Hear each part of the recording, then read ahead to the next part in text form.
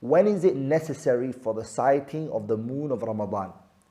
It is when the month for Sha'ban is 29. If you look at the Islamic calendar and the way we look at the days and night, Islam counts from the moon. Okay? We are lunar calendar we do. We do it the lunar, whereas the non-Muslims, they do the solar. Islam, because it follows the moon, it only stays for 29 or 30 each month. It doesn't become 28 and it doesn't become 31. It's either 29 or 30. So the month can finish in 29.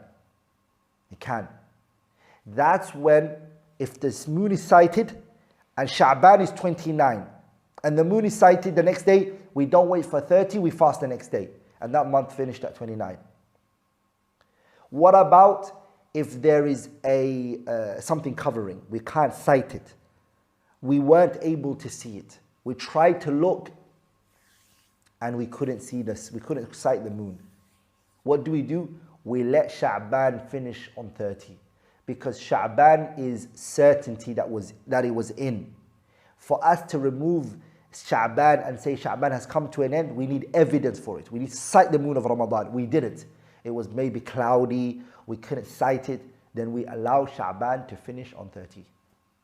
And that is exactly what the Prophet ﷺ said in the hadith of Ibn Umar radiyallahu ta'ala anhuma, الشهر 29 ليلة, that the month is 29 nights.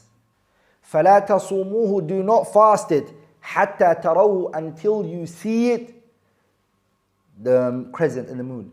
فإن غم عليكم, what about if it's hidden from you and it becomes clouded and you're unable to see it? فأكملوا عدة شعبان 30, then finish the month of Sha'ban to 30.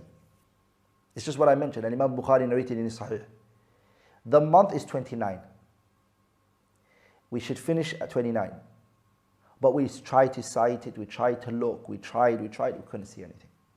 Then we let Sha'ban finish on 30.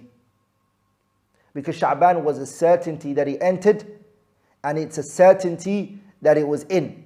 We couldn't remove that certainty, or we can't remove that certainty with doubt and speculation.